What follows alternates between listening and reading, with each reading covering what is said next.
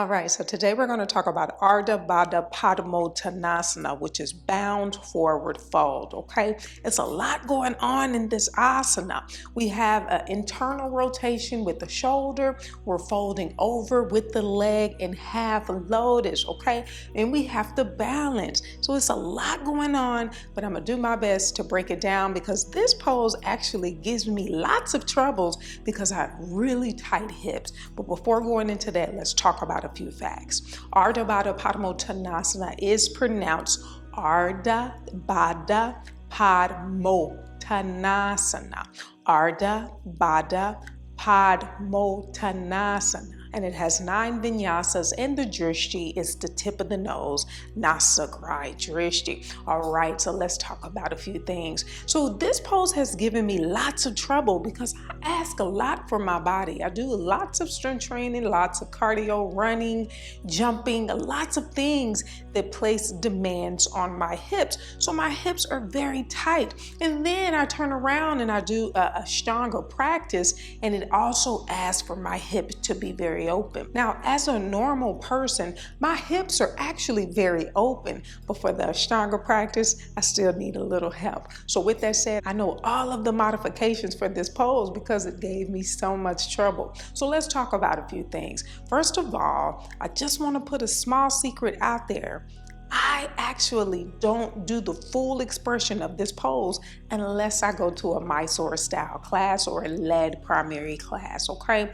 Daily as I practice, I come into the modified position and then I open the hip that way. The reason why I do that is because over the years of me trying to get into the asana every day was placing a lot of strain on my knees, okay? Everything you do with the hip or anything that you do with the ankle directly affects the knee. So it was just putting a little bit too much pressure on my knee, and my knee started to get a little funny acting. So with that being said, as I practice daily, I modified this asana. So with that being said, don't tell my secret to Kino, because when I see her, I'm in the full expression. But on my own, I know exactly what to do because I know what my body can tolerate. So I just wanted to put that out there for you so you can know exactly how to maneuver around injuries caused by asanas. Always modify. Don't ever feel pressured to come into an asana, okay? And although I don't feel pressured coming into an asana when I go to a Mysore style class, I just feel like I've done the work to open my hip, and now this is the chance for me to come into the full expression just to see and test things out. How's my knee feel? How's my hip feel? Things of that nature, okay? So I think I've talked enough. Let's talk about a few things. So this is the first hip opener as we're practicing the primary series, and it's a very extreme one at that. So that's why I always say modify, modify, modify. It's not worth it to hurt the knees, okay? So with that being said, let's go over a few modifications before we begin, okay? So as always, let's focus on the tripod foundation of the foot, stamping down the big toe, the pinky toe, and the heel. Having that good base really does help stabilize our standing leg when we're in a balancing pose, okay? So always know we always have a wall when we're working on balance, okay? And having the wall really does help work the muscles around the ankles, work the muscles around the lower leg to help keep you stable, okay? And as I always state, tap the wall, gain balance, and remove the hand from the wall and continue to gain balance, okay? It's there for you at any time. Next, I use Vinyasa when I first started, which is tree pose, okay? So Vinyasa, we can start here with just a kickstand to work on balance if we need to in the external rotation of the hip, okay? We can even come up a little further and place the inside of the foot on the calf, still working on that external rotation and the alignment, keeping the hips stable, belly pulled in, and chest is lifted, okay? And we can bring the sole of the foot all the way up to the inner thigh, still working on the external rotation of that leg, hands in prayers pose, and just working to fight for stability on this standing leg while still working on the external rotation of the hip. Now, from here, I would go directly into a figure 4 position, okay? Because I'm still working on external hip rotation, I'm still working on my balance, and I'm still standing upright. So we know that this pose is a forward fold. So this is the best time to work on the forward fold while still balancing. Let me turn this direction here so you can see my hips. So as we're in this figure 4 position, which is the perfect position to work on the balance and to work on the forward folding, press through the heel, send the hips back, keep the chest open and lifted as we fold all the way down, and we can place the fingertips on the mat. We can even take it a step further and we can work on the internal rotation of the shoulders by extending the arm, drawing the thumb down towards the mat and placing the back of the hand on the lower back. Relax the neck, keep the knee bent here. As we work on the external rotation of the hip, we're working on the folding, we're working on that internal rotation of the shoulder. And we're going to inhale, look up and lengthen, exhale here, press through the heel, gain balance. As we stand up, remove the hand, coming back to heart center and extend the leg and bring it back down. Okay, so that is another modification. So we talked about Vinyasas, which is the tree pose, and now we just did figure 4. Now what we're going to do is come into half lotus safely, okay? Always know if you feel any tension in the hip or in the knee and it's too extreme for you to come into this asana, don't do it. It's not worth it, okay? But I'm gonna show you safely how to come into lotus pose.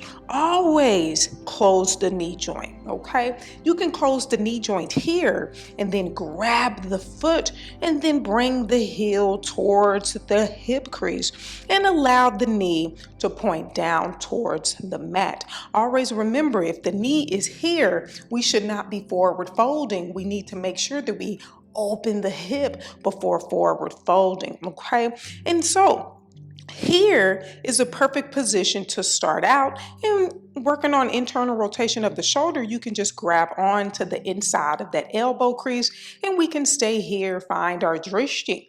Or we can press through the heels, send the hips back and fold. And as we fold, you see my hand is closer to that foot, grabbing that big toe with my fingers, and I'm still lowering down, placing the hand right next to that foot if it'll go, and I can lower all the way down. Gaze is at the tip of the nose, okay? And from here, you can inhale and then exhale, pressing through the heel, slowly rise up. You can let the foot go and extend the leg, give the knee a good squeeze and lower it back down, okay? So with that being said, always remember to close your knee joint. Another way that I like to come into this pose is I like to bring my knee all the way into my chest, close the knee joint, bring the ankle into a plantar flexion, lock it in place as I grab that foot and bring the heel towards the hip crease. Draw the knee down towards the mat. And then as I attempt to fold, I can bring the hand behind the back. And as I fold, the hand gets closer to that foot.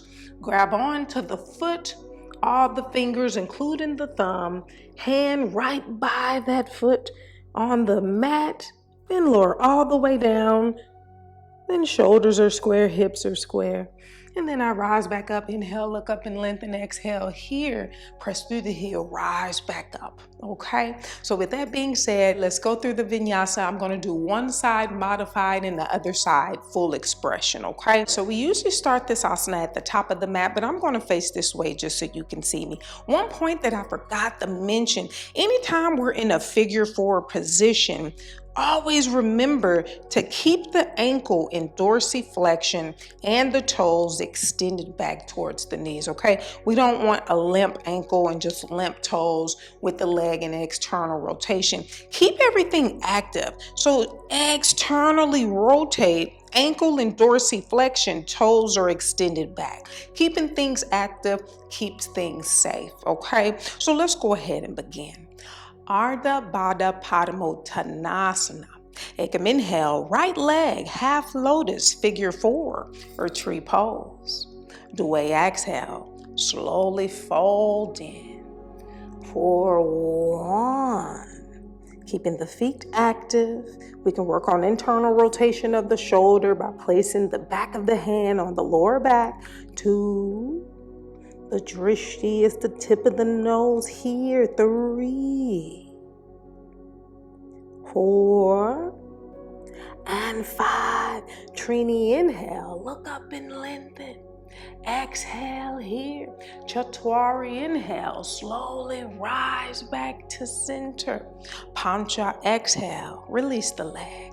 Samastitihi. Other side. Shot. Inhale. Left leg. Half lotus. Figure 4 or tree pose. Sapta. Exhale. Slowly fold in. For 1. We want the fingers in alignment with the toes. 2,